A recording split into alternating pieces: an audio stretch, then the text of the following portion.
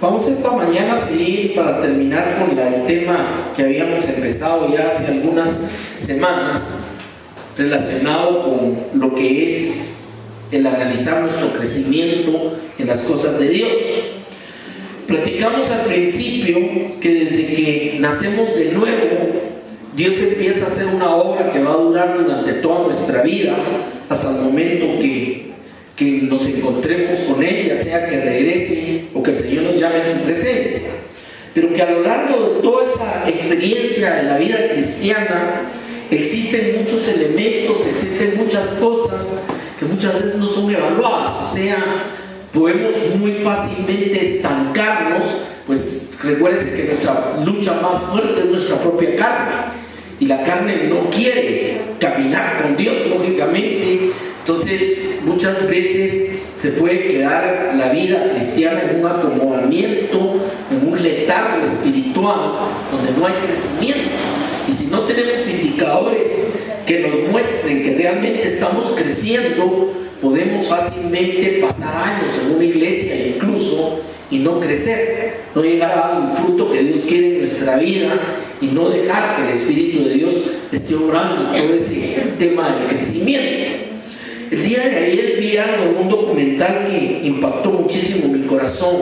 Es un joven en China que empezó a desarrollarse una serie de tumores desde el niño y actualmente prácticamente está completamente desfigurado. Tenía un tumor, imagínense, de 25 libras que le colgaba en uno de los cachetes y otro del otro lado. O sea, completamente apenas se le ve el ojo y la boca por un lado.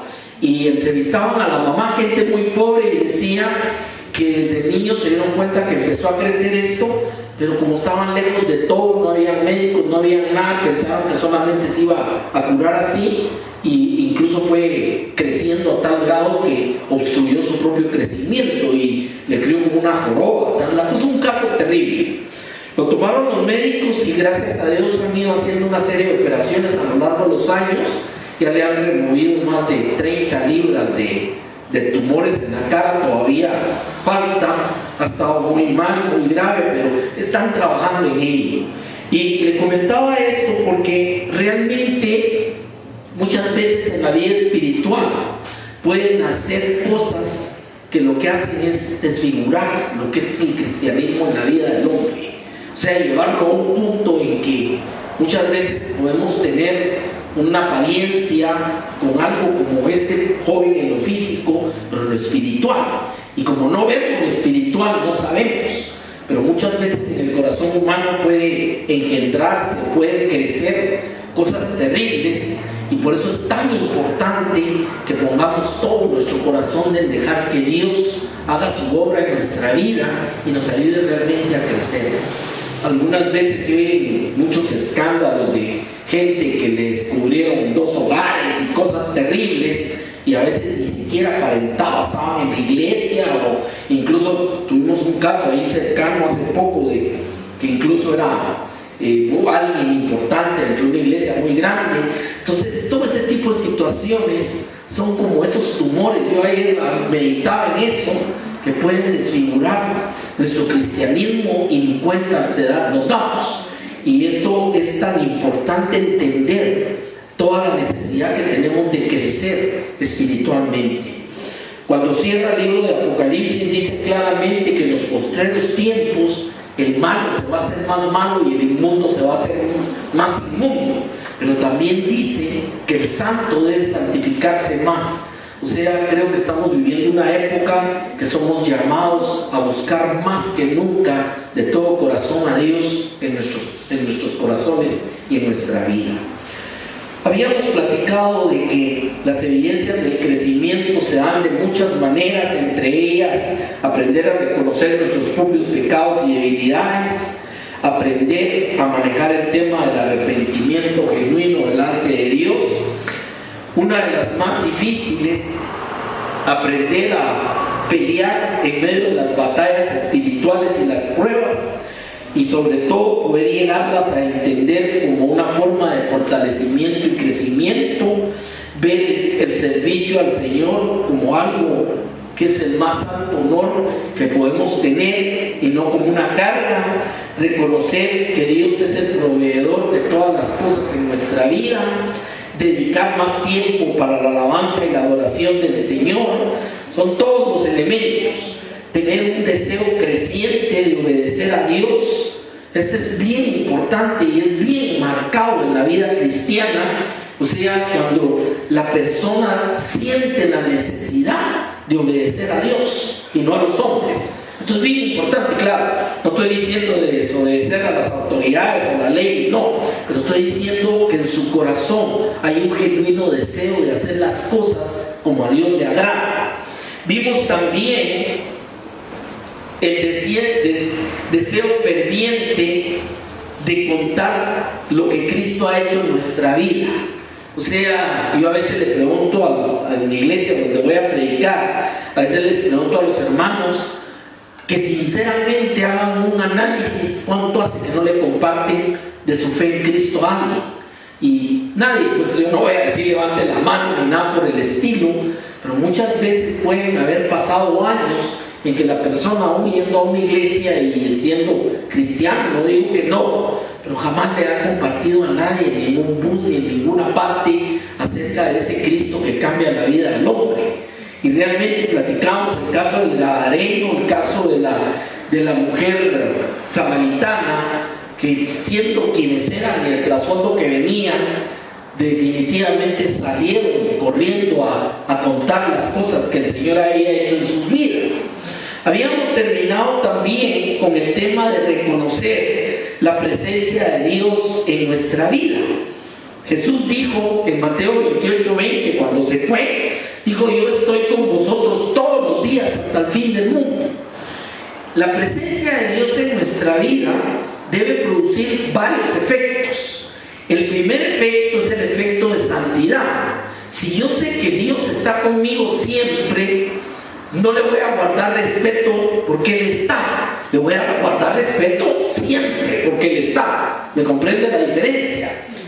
Hay gente que llega a lugares religiosos donde posiblemente hay algún tipo de manifestación física que han hecho de Dios, y son lugares donde callan y respetan. Yo me acuerdo, estuvimos en un lugar que es muy famoso en el mundo, en Roma, y la gente callaba, no hacía bulla, ahí no habla, que un lugar sagrado. Ahí yo me ponía a pensar realmente, Dios está en todas partes, pues si Dios está en mi corazón, que es lo más importante.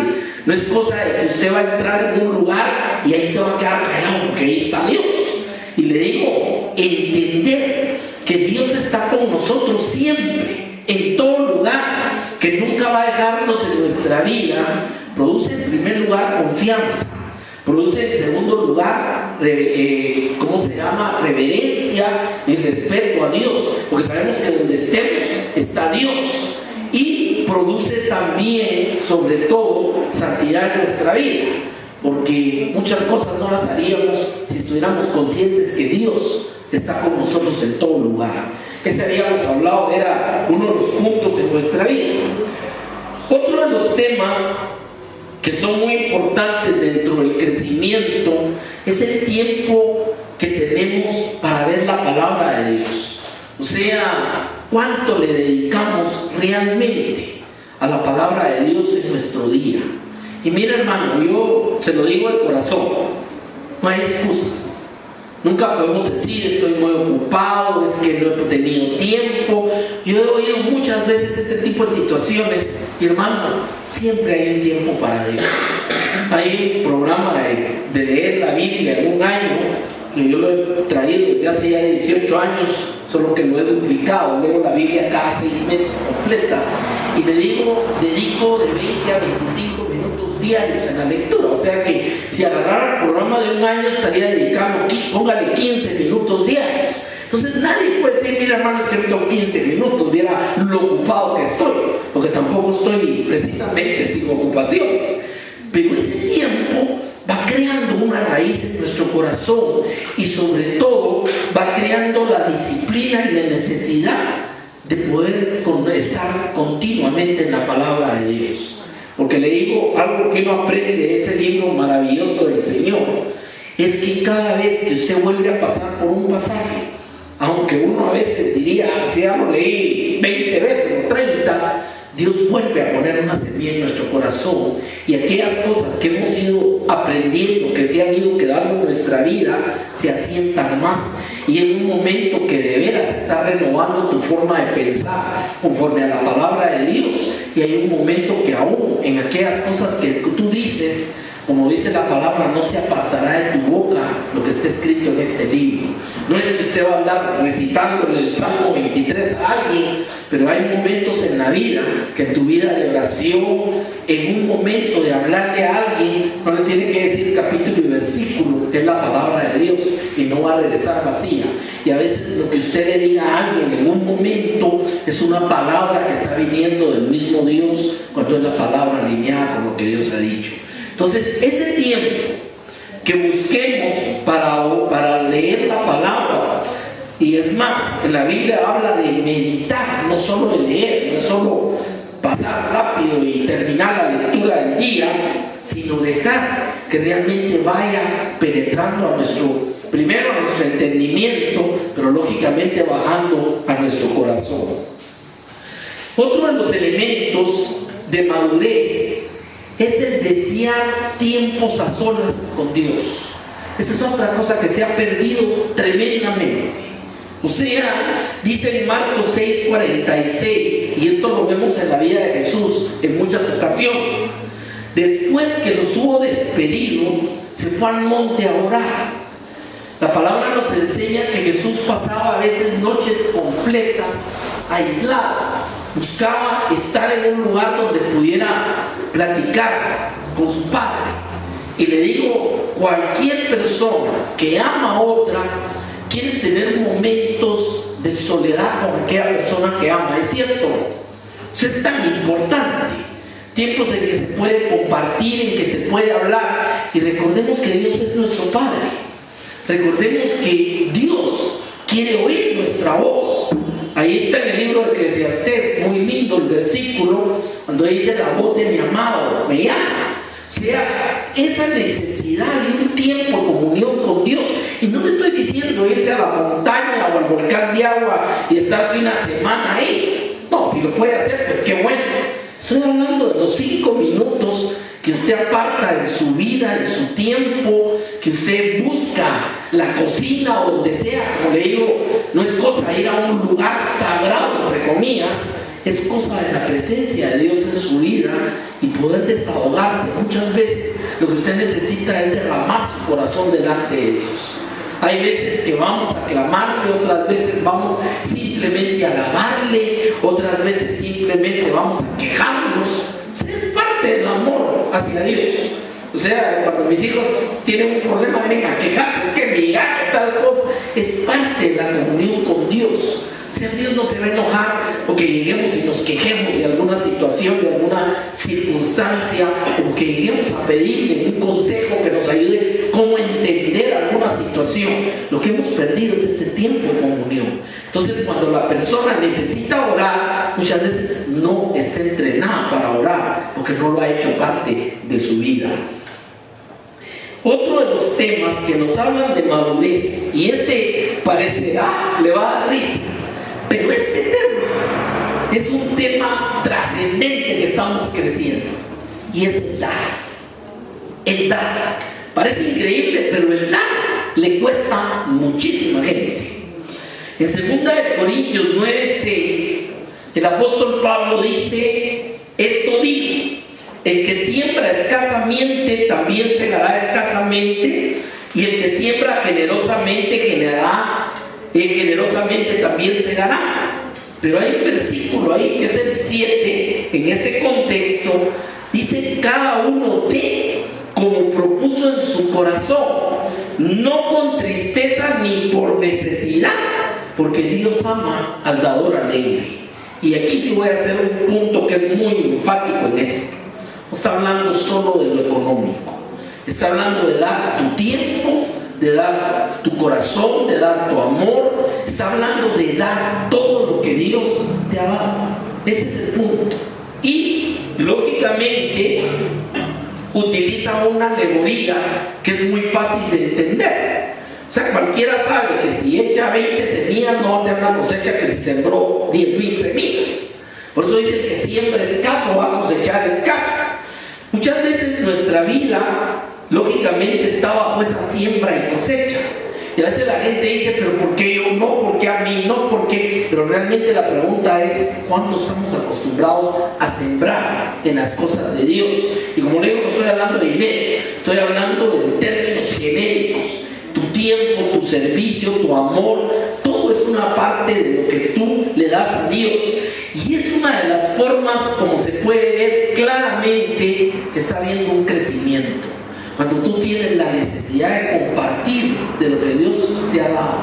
Y como te digo, pueden ser talentos, puede ser en el servicio, puede ser de muchas formas. Mire, no hay nadie que pueda decir a mí Dios no me dio nada, yo no puedo dar nada. No es cierto. Sino lo que pasa es que lamentablemente venimos de un trasfondo cultural, no solo en Guatemala, toda Latinoamérica y en muchos lugares donde nos gusta que nos den, pero no nos gusta dar. O sea, somos muy fáciles para recibir, pero muy difíciles para compartir o para dar. Entonces, ese es el tema que nos va a mostrar si está habiendo un crecimiento en Dios. Y fíjese que todo el amor de Dios está sentado sobre el dar. Cuando vemos Juan 3:16, de tal manera amó Dios al mundo que dio a su Hijo unigénito.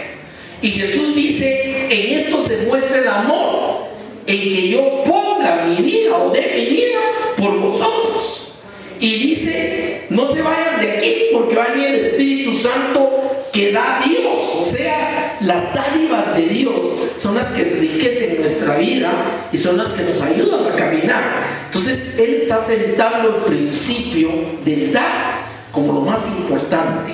Tenemos la historia de tanta gente, empezando por apóstoles como Pablo, que dieron su vida para poder sentar iglesias y todo lo que son los pilares de lo que hoy es el cristianismo en el mundo. Gente que dio su vida, gente que dio su tiempo, gente que dio todo lo que tenía para construir el reino de Dios de todo corazón. Entonces, ese es un elemento que nos habla de cuánto estamos creciendo, cuánto estamos dispuestos a dar para las cosas del Señor. El otro tema, dice el Salmo 84:10, mejor es un día en tus atrios que 1000 fuera de ellos. Escogería antes estar a la puerta de la casa de mi Dios que habitar en las moradas de maldad. Una de las cosas de la maduración cristiana es saber escoger dónde queremos estar. Y le digo, esto es bien importante. ¿Por qué? Porque cuando hay crecimiento, usted va a querer estar en las cosas de Dios. Cuando no hay, es una carga. Yo estuve muchos años en esa fase. Para mí me enseñaron desde pequeño que el domingo había que ir a la iglesia, pero trataba de llegar lo más tarde posible para que se terminara rápido. Y si no podía ir, tenía todas las excusas del mundo, no me desperté, estaba muy cansado, tenía mucho que hacer. ¿Por qué? Porque aún cuando me lo inculcaron desde el principio era una carga. O sea, iba, pero iba porque había que cumplirles. Así me enseñaron. Hay otros que ni siquiera les enseñaron eso. Pero ¿qué sucedió cuando conocimos realmente al Señor? Ya no nos bastaba el domingo, ya queríamos más en la semana. Ya no solo era cosa de 15, 20 minutos o si mucho media hora, ya podíamos pasar ahí 3 horas alabando a Dios y todavía nos íbamos a un retiro de 4 días para Semana Santa. O sea, ¿por qué? Porque dice el salmista, fíjese, dice, mejor es un día en tus atrios que 1000 fuera de ellos. O sea, había llegado a entender que lo mejor que podía el hombre buscar era la presencia de Dios. A eso se refiere sencillamente. Entonces, ese es un círculo de maduración. ¿Cuánto tiempo la persona le dedica a las cosas de Dios? O sea, no solo a su tiempo de oración, en lo privado, su lectura bíblica, no. Al tiempo en que está buscando estar en comunión con los hermanos y con Dios. Ese es un indicador de crecimiento también. O sea, es algo que nos va a mostrar que Dios está cambiando las prioridades en nuestra vida. Hay gente que hace colas una noche por comprar entradas para ir a ver a alguien, ¿es cierto o no? Y después va a ser una gran cola, llegan allá a las 2 de la tarde y el concierto empieza a las 9 de la noche y ahí están esperando y a veces gastándose hasta lo que no tienen para poder entrar. O sea, ¿por qué? Porque eso para ellos es lo máximo, ¿es cierto o no? Igual la gente comprando, haciendo cola para ir a un partido de fútbol y todo. Yo no digo que tenga malo aquello, lo que digo es si tenemos un corazón por lo menos igual para buscar las cosas de Dios. Y es ahí donde vienen los contrastes. El otro tema, sentimos el amor de Dios lógicamente como un reflejo de que nos hemos acercado a Dios. Dice en Primera de Juan capítulo 3:1, mirad cuál amor nos ha dado el Padre para que seamos llamados hijos de Dios. Por eso el mundo no nos conoce porque no le conoció a Él. Hermano, la pregunta, una vez un pastor decía algo que es muy cierto. Decía, hermano, tus hijos llevan tu ADN. Y muchas veces decimos, tienen los ojos del papá, esa es la nariz de la mamá. ¿Es cierto o no? Hasta a veces decimos, no, es que mire, ese sí sacó todo el carácter del papá. ¿Es cierto o no? O sea, el hijo refleja al padre. Eso es algo indiscutible. Desde que empezaron a trabajar con el ADN, nuestros hijos tienen un 98-99% de nuestro ADN. Y de los dos, de la misma manera, si somos hijos de Dios, ¿qué es lo que debiera haber el mundo en nosotros, hermano? Ahora, esto ya es de los estadios finales de crecimiento en las cosas de Dios.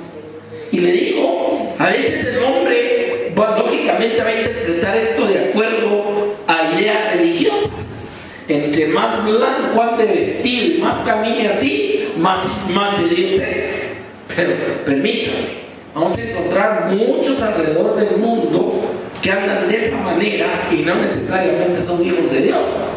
Jesús mismo le dijo a los fariseos, ustedes por fuera lucen muy bien, pero por dentro están llenos de obras muertas. Y los comparó, dijo, parecen sepulcros blanqueados.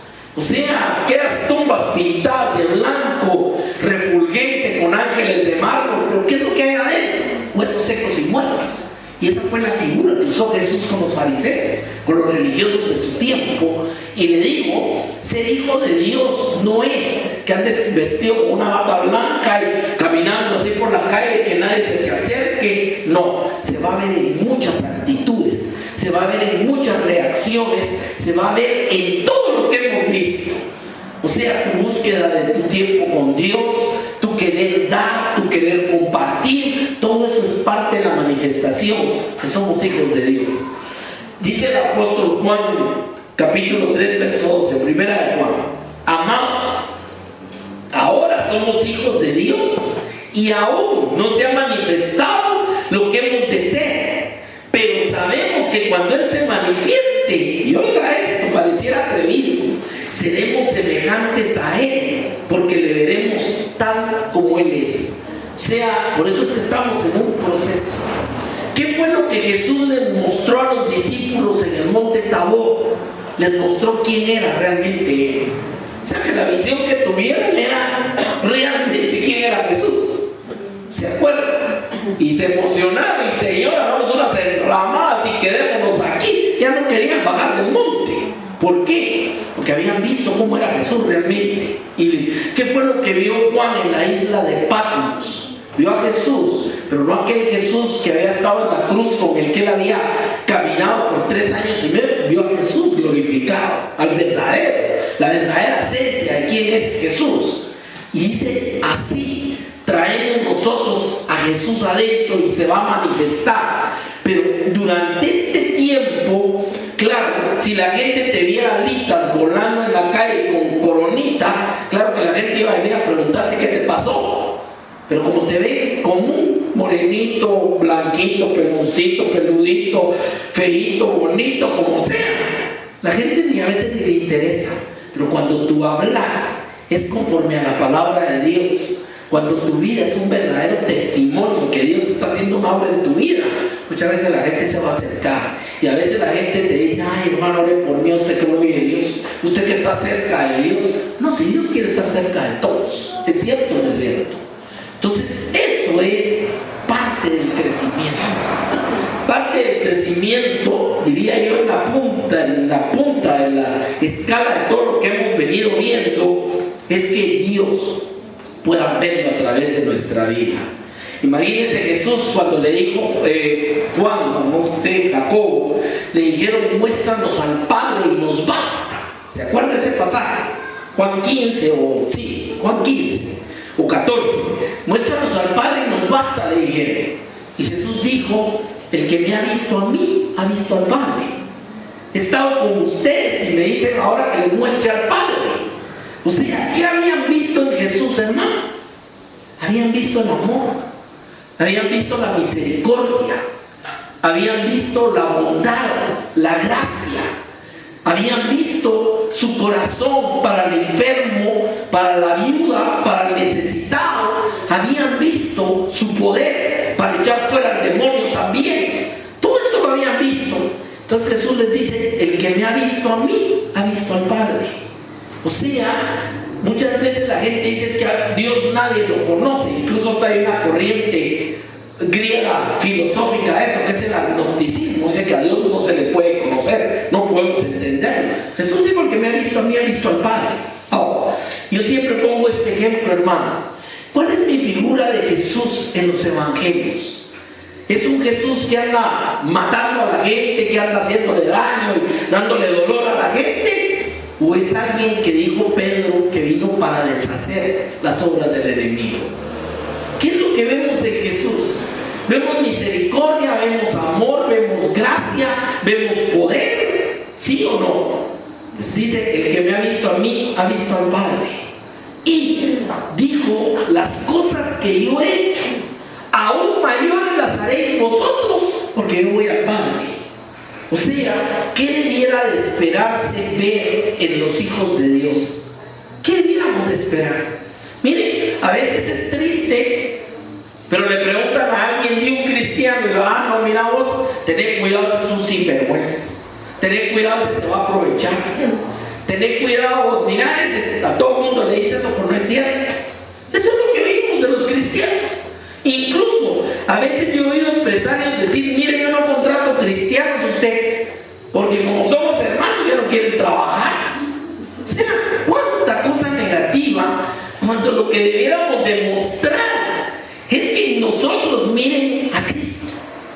¿Me entienden? Pero que lo miren palpablemente, no solo por una palabra, por una oración, que lo miren en nuestra vida. Y claro, nunca vamos a negar que todavía no hemos llegado, todavía no hemos alcanzado, todavía somos productos que están en construcción. Dios está haciendo una obra cada día en nuestra vida, pero el tremendo problema es que si yo me comparo con el yo de hace 10 años, puede ser que la única diferencia es que se me cayó un poco más el pelo. Y eso sí es preocupante en el punto de que cristianamente no se ve un crecimiento, no se ve una maduración. El egoísta de hace 10 años sigue siendo el egoísta de hoy. El celoso de hace 5 años sigue siendo el celoso de hoy. El sinvergüenza de hace 4 años sigue siendo el de hoy. O sea, no pareciera que Dios está haciendo una obra en la vida de muchos. Es cierto lo que estoy diciendo, mi hermano. Entonces, esas verdades son parte de lo que muestran que hay algo nuevo en nuestra vida, que Dios está haciendo una obra en nuestro corazón y en nuestro caminar, y estamos siendo verdaderamente portadores de la promesa que Dios le dio a Abraham. Fíjese cómo las cosas en la palabra las amarra al Señor. Abraham le dijo que en él serían benditas todas las familias de la tierra. ¿Por qué? Porque creyó a Dios y le fue contado por justicia. Viene miles de años más tarde y el apóstol Pablo escribe y dice: los que estamos en Cristo somos hijos de Abraham, porque somos hijos de fe. Fíjense qué tremendo. Como consecuencia, como herederos de las promesas de Dios a Abraham, nosotros somos bendición a todas las familias de la tierra. ¿Ya me entiende cómo viene esto? Pero si Cristo no lo ve en nosotros, no vamos a poder ser bendición. Entonces la gente hasta nos evita. O sea, ese hermano mejor ni le contesta el teléfono. Imagínense qué terrible que esa sea la expresión o el corazón de algunos hacia alguien que es un cristiano. Porque yo no estoy diciendo que no lo sea. El problema no está en que lo sea o no lo sea. El problema está en que no ha habido crecimiento. ¿Entienden cómo viene todo eso? En cambio, hay hermanos que lamentamos no poder tener más tiempo para estar con ellos. ¿Es cierto o no es cierto? Miren, tengo a alguien que yo amo con todo mi corazón y que ahorita estábamos hablando de eso, no lo he visto desde febrero, y es mi hermano Arturo. Mi hermano Arturo, se siente el amor de Dios en ese varón. Y le digo, por tiempo no he podido ir a El Salvador porque he estado viajando mucho por otros lados. La última vez que estuve en la iglesia de El Salvador fue en febrero. Pero le digo, qué maravilloso realmente anhelar estar con alguien, platicar con alguien, que se siente el amor de Dios. ¿Es cierto o no es cierto? Y me imagino, tal vez recordará de su infancia algún pastor, alguien que ha tenido esa característica en su vida, que le ha hecho sentir que ahí está Dios. Amén. Entonces ese es el último estadio en la fase del crecimiento cristiano. Cuando puedan ver verdaderamente a Cristo en nosotros, es cuando ya estamos listos casi para que ya sea manifestado que somos hijos de Dios como en toda su plenitud. Ahora, vamos a dejar hasta aquí el tema de todos los elementos de la evidencia del crecimiento, y quiero cerrar el mensaje con un tema que se llama ¿por qué dejamos de crecer? Esa es como la antítesis de todo lo que venimos platicando. ¿Por qué es que dejamos de crecer? Pensemos un momentito en lo natural.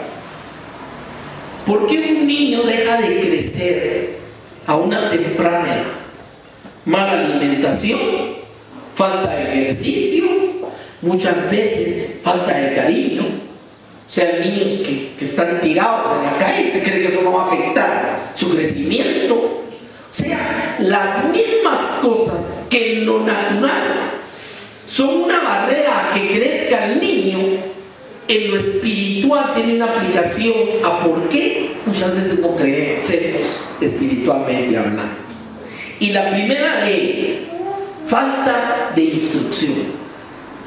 O sea, ¿se acuerdan cuando Pablo les dice a los hebreos, debiendo ser ya maestros, tengo que volverles a enseñar los rudimentos de la doctrina? O sea, ya había pasado, ya debían por tiempo estar graduados de la U, y hay que venirles a enseñar otra vez trocitos y plasticina. Eso es lo que les está diciendo.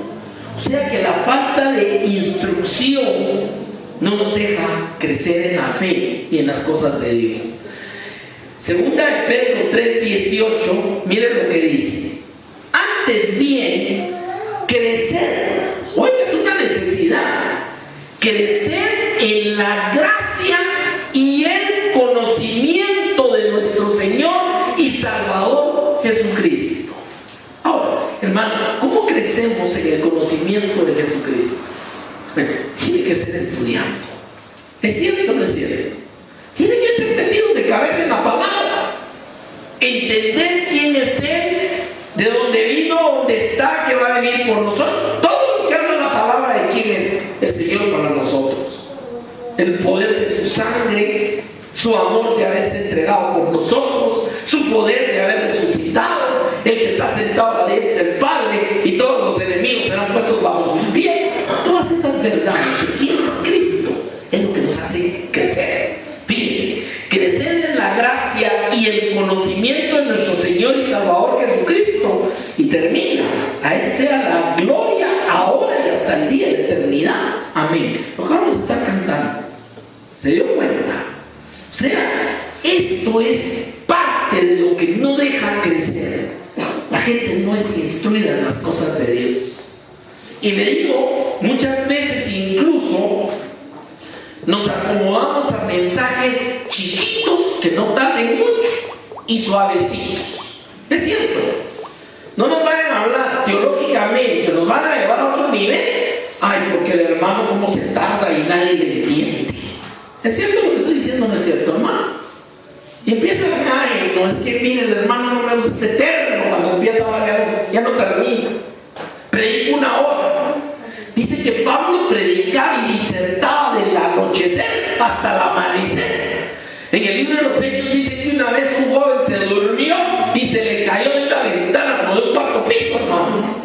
Tutico se llamaba, algo así, el joven. Ahí se ve en el libro de los Hechos. O sea, usted quería oír a alguien hablar, vaya a oír a Pablo. Y Pablo no hablaba cosas sencillas. El mismo apóstol Pedro decía, aquello que les ha enseñado Pablo, cosas que no son fáciles de entender. El mismo apóstol Pedro lo decía, ¿no? Y él fue instruido directamente por Jesús. O sea, una falta o un elemento no crecer es el alimento espiritual. Si seguimos tomando solo lechita, no vamos a crecer. Al bebé que lo mantienen a los 3, 4 años solo con leche, el pobre ya está mal. Por muy buena que sea la leche, peor. A veces es leche materna, 3 años, pero a veces ya la mamá ya no tiene ni qué darle al pobre muchachito, ya es agüita. ¿Me entienden el punto? Y después queremos un niño robusto. Otro tema, poca lectura de la palabra, oración y asistencia a las cosas de Dios. Eso mata la fe. O sea, por ahí hay un famoso dicho que dice que una cosa encendida, un carbón encendido, si lo sacamos se apaga. Y eso es una gran verdad. Eso es una alegoría muy cierta. O sea, ¿cuándo es que se aviva un fuego? Cuando todos están encendidos. Pero usted agarra un leñito de ahí y lo va a poner allá afuera. Con un poco de frío que hay al rato, te echan un mito y se apagó. Entonces la vida cristiana no puede crecer. A eso de que la gente dice a veces, no mires que yo tengo mi devocional. ¿Será cierto que lo tiene? No mires que mi tiempo con Dios, yo no tengo que ir a la iglesia, yo puedo estar con Dios. No, esa es una manipulación para no hacer las cosas. ¿Qué nos dice el escritor de los Hebreos?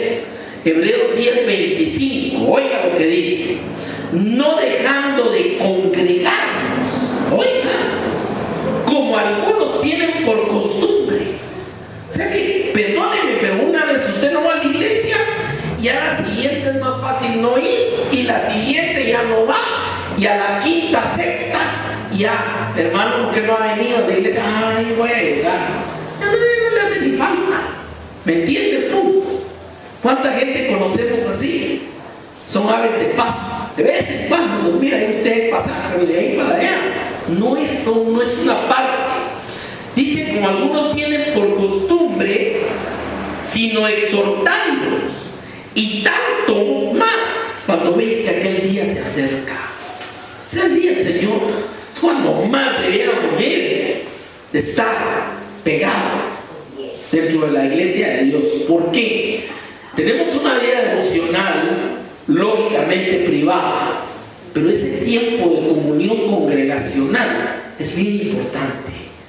¿Cuántas veces aquí en la iglesia tratamos de iniciar discipulados en mi casa, en la casa de hermana Elsa, en todos lados? Y los hermanos no llegamos, así que mejor es para estar con solo la gente, la familia, lo hago cualquier día.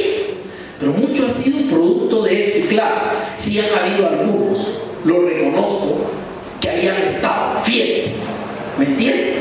Porque eso demuestra esa necesidad. Ahora, otro tema que no nos ayuda a crecer, hermano, la influencia negativa de otros. Pareciera que no, pero esto es terrible. Dice el Salmo 1:1: bienaventurado el varón que no anduvo en consejo de malos, ni estuvo en camino de pecadores, ni en silla de escarnecedores se ha sentado. Hay un famoso dicho que es muy cierto: dime con quién andas y te diré quién eres. Entonces, mentira que no me va a estorbar mi crecimiento espiritual. ¿Con quién ando? ¿Es cierto o no? ¿Por qué la Biblia es tan enfática en temas como el yugo desigual? Por eso. Miren cuántos jóvenes no caen en la trampa de, no, yo sé que no es cristiano, pero yo voy a la iglesia. No, No, lo que se va a llevar es una vida de dolores y sufrimientos, porque muchas veces incluso, sea él, sea ella, va a ir a la iglesia mientras logra lo que quiere. Ya después que me busquen en el mapa y vienen los matrimonios con dolores, con sufrimientos, porque hubo un yugo desigual. Y eso no aplica solo al matrimonio, las amistades, los negocios. O sea, un rey que nos da un ejemplo de eso, un rey que se fue a meter con un rey pagano del otro reino, y Dios le mandó a decir que no, y se metieron juntos y querían hacer una flota de barcos, y dice que se les destruyeron todos, una tormenta y se los destruyó todos. Y Dios le manda al profeta y le dice que porque estén negocios con aquellos que no lo aman a él. O sea, tenemos tantos ejemplos en la palabra, hermano. O sea, uno de los estorbos más grandes al crecimiento cristiano es la influencia de otras personas. ¿Es cierto o no es cierto? Lógicamente, estoy rodeado de gente que no ama a Dios. Primero, me estorba para expresar mi amor a Dios. Segundo, estoy recibiendo un bombardeo ¿de qué? De ideas negativas y de incredulidad. ¿Es cierto o no es cierto? O sea, puro bombardeo de, ay, vos todavía crees en eso y vos todavía no sé qué. Hasta a veces en un grupo pueden hacer sentir tonto al cristiano porque le atribuye a Dios sus bendiciones. Ay, no, hombre, esa es pura suerte, vos. ¿Es cierto o no, hermano? Sí, no le estoy diciendo que ande metido en la mala de 18, pues ya sabemos que no le va a pasar nada bueno. No, a veces puede ser personas del propio círculo del trabajo que te están influenciando negativamente. Claro, Jesús dijo, te pido que los guardes del mundo, no que los quites. Tampoco se trata, y a ver, hermano, por eso la vida monástica es la solución. Vámonos allá, alquilemos una casa en San Lucas y no nos metemos con nadie y nos encerramos nosotros. No, tampoco. Porque el Señor dijo ir a todo el mundo y predicar el evangelio a toda criatura. Tampoco es un fariseísmo de no se me acerque porque me contamina. Eso es legalismo, ¿me entiende? Pero también no voy a estar en ambientes donde sé positivamente que ahí no se honra a Dios. ¿Es cierto o no?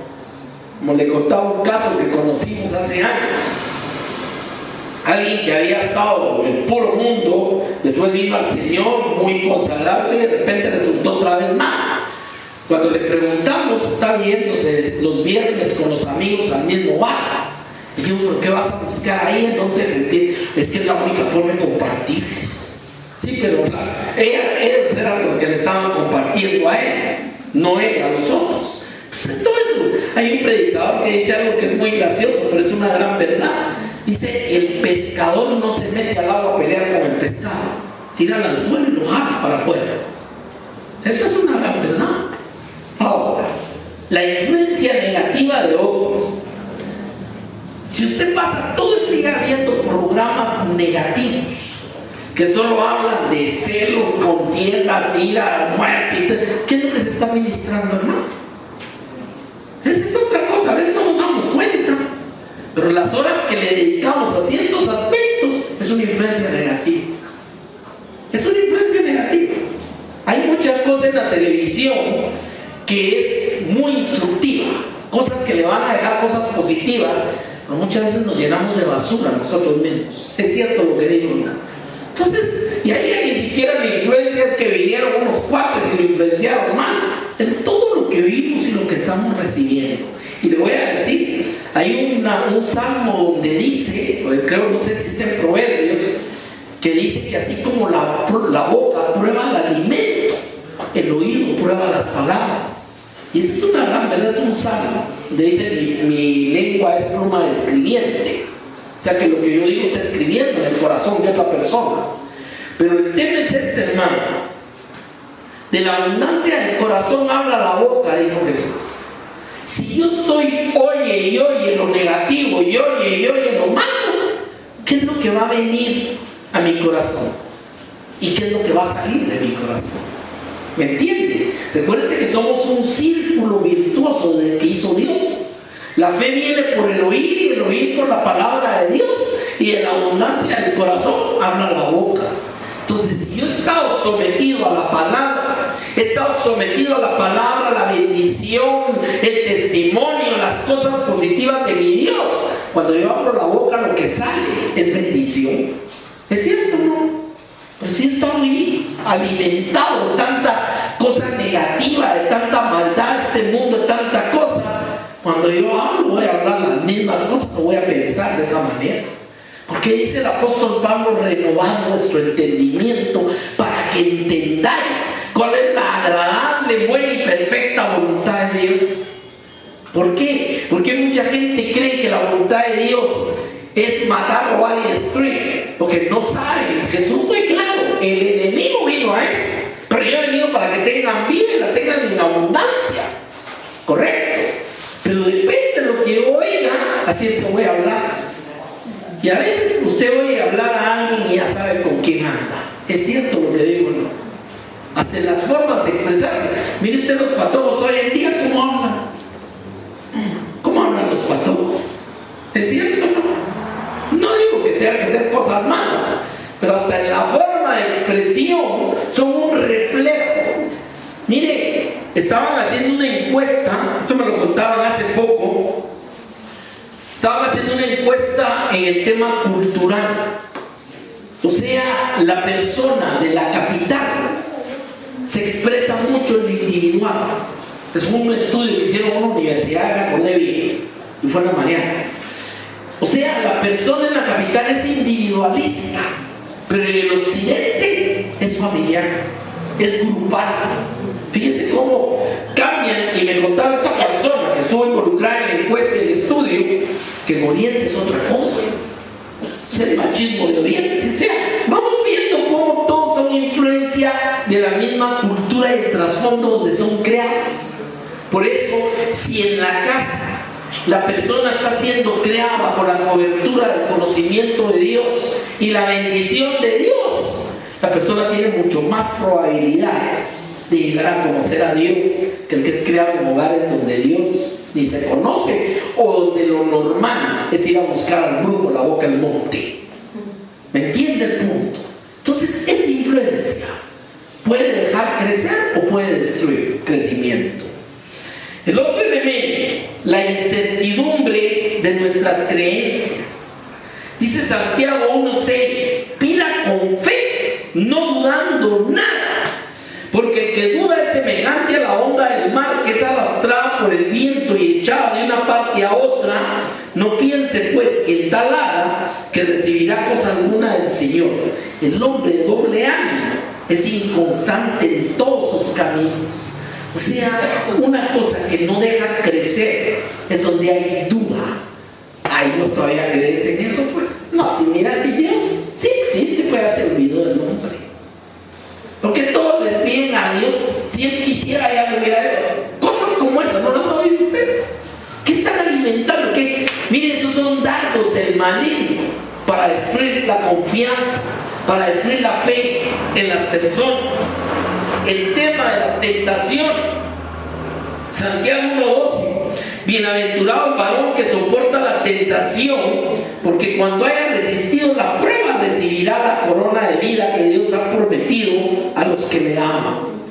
Mire, no podemos negar que estamos totalmente rodeados de tentaciones. ¿Es cierto o no es cierto?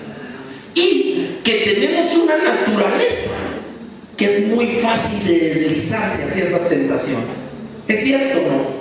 Ahora, usted iría ahorita, si le dieran un viaje pagado, con todo pagado, a visitar el país donde más ébola hay, ¿iría o no iría? Miren, le vamos a pagar su pasaje, se va a ir en primera clase, le vamos a pagar un buen hotel allá. Lo único que va a ir a visitar el hospital de donde están los con ébola. ¿Usted lo va a hacer, hermano? ¿Por qué? Porque si tiene un poquito de entendimiento, no se va a ir a exponer a una situación de estas. ¿Es correcto o no? Sin embargo, lamentablemente tenemos muchos cristianos exponiéndose a la tentación, conociendo sus propias debilidades. Esa es otra cosa que no deja crecer. Entonces dice: ay, mire, es que he luchado con esto. Sí, pero él mismo lo alimenta. Ay, es que mire, le he pedido a Dios que me quite esta tentación, no se la va a quitar. Fíjense que el apóstol dice, Santiago 1:13, cuando alguno es tentado, no diga que es tentado de parte de Dios. Hay gente que le echa la culpa a Dios, ya no, mire, si Dios permite esa tentación, Él ya sabe por qué. No es cierto. Dice, Dios no tienta a nadie, porque Dios no puede ser tentado por el mal, ni Él tienta a nadie. ¿Quién nos tienta? Nuestra propia concupiscencia. Y ahí está claro en la palabra. Tenemos un hombre viejo, tenemos una serie de vicios en nuestra vida que la vamos a tener que arrastrar hasta el día que venga el Señor, hermano. Pero no quiere decir que te gobierne. Ahí es donde está toda la diferencia. El hecho de tener una debilidad no quiere decir que gobierne mi vida. Y eso es lo que tenemos que aprender a entender y a bregar con eso, hermano. ¿Y cuál es la manera de huir de ello? Pablo se lo dice a Timoteo: huye de las pasiones juveniles. ¿Se acuerda de eso? ¿Qué fue lo que hizo José? Salir corriendo. ¿Por qué? Algunos incluso yo he oído hasta quien dice: es que de plano era gay. No, hermano, era muy machito y por eso dijo: más vale correr que fallarle a mi Dios. Hay momentos que en la vida que hay que correr, hermano. ¿Quién se va a quedar ahí? El otro día regresa Janet del gimnasio toda asustada, en una balacera ahí donde ella estaba enfrente. ¿Usted cree que la gente se sentó, sacó su silla a ver la balacera? Todo el mundo andaba viendo por dónde corría. Nadie se va a arriesgar, nadie se va a exponer de una forma imprudente ante una situación así. Pero los cristianos muchas veces andamos exponiéndonos a la tentación. ¿Es cierto o no es cierto? Y eso no nos deja crecer. Porque entonces falla y creamos un círculo vicioso. Fallo, me arrepiento, pido perdón y otra vez fallo. Y otra, ¿por qué? Porque estoy en el mismo lugar. Mire, yo uso una forma de explicar esto de esta manera. Si tienes un zapato que cada vez que te lo pones te deja el dedo rojo y ya te está haciendo callo, ¿qué haces con el zapato? ¿Lo vas a seguir usando? O sea, de nada sirve que me eche mi cinita y me sobe el dedo si otra vez a ponerme el mismo zapato. Hay cosas en la vida que te van golpeando y te van lastimando. Hay que evitarlas. Hay gente que dice: hoy sí me voy a poner graves porque yo sé que no debería comer de esto. Siempre se lo están comiendo. Y ya saben que al rato vas a ir. Yo he oído gente: ya me dolió, yo ya sabía, es que eso nunca me ha caído bien. Siempre se lo está comiendo. Miren, hace tiempo desarrollé una intolerancia al maíz. Y a mí me gusta el maíz, pero ya no lo como. Porque sé que el día que como maíz me pongo enfermo. Entonces sería tonto irme a la comidota de maíz. ¿Me entiende el punto? Y la tentación es igual, hermano. La tentación es algo de lo que usted debe oír. Vamos viendo un resumen de esto. La falta de conocimiento e instrucción, la no lectura de la palabra ni tiempo de asistencia congregacional, la influencia negativa de otros, dejar que se crean incertidumbres sobre nuestra propia fe, las tentaciones de este mundo. Todos esos son elementos concatenados para no dejar de crecer. Hay un libro muy famoso que es interesante, no solo leí, es sobre estrategias militares. Lo interesante es que el libro lo escribieron hace 3000 años, un general chino. El libro es chino, pero tiene unas estrategias tan interesantes hasta el día de hoy. No sé si en el ejército se los dan, pero interesante. Y yo lo empecé a analizar y a estudiar, porque el diablo usa esas estrategias, hermano. Oígame lo que estoy diciendo. Y una estrategia es: divide y vencerás. Exactamente. ¿Y qué dijo Jesús? Una casa dividida contra sí mismo no permanece. Una de las estrategias tremendas que nos dejaron una lección terrible es corromper el corazón humano. Usted sabía que hicieron 3000 kilómetros de la muralla china para evitar las invasiones de los mongoles. Y durante muchos siglos funcionó. Y tenían soldados a lo largo de 3.000 kilómetros. ¿Y sabe usted cómo se colaron? Corrompieron una sección de la muralla y los dejaron entrar. Fíjese qué terrible. Es increíble. No fue que destruyeran ni botaran, ni fue táctica militar. No, corrompieron a los que estaban en esa sección. Y esa fue la forma de entrar. Y eso es lo que hace el enemigo. Tú tienes una muralla puesta, Dios está contigo, el Espíritu te ayuda en tu debilidad, todo. Pero a veces entra porque le cedemos lugar en ciertas cosas.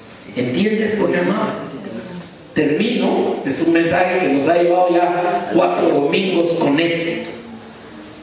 Debemos evaluar nuestro crecimiento. Debemos analizar si realmente ya no somos el mismo de hace 1 año, 2 años, 10 años. Si realmente estamos creciendo en las cosas del Señor. El versículo ya de todo el mensaje que hemos compartido es 2 de Pedro 3:18. Crecer en la gracia y en el conocimiento del Señor y Salvador Jesucristo. Esa es la mejor medicina que hay para caminar con Él. Él empezó una buena obra al día que nacimos de nuevo y la va a continuar hasta el día que vayamos a su presencia. Pero durante todo esto puedes tener un cristianismo de éxito y de bendición para los demás, o puedes vivir un cristianismo mediocre con un montón de malos testimonios y de debilidades. ¿Me entiende? Esto es parte de lo que se llama consagración. Vamos a hablar esta mañana.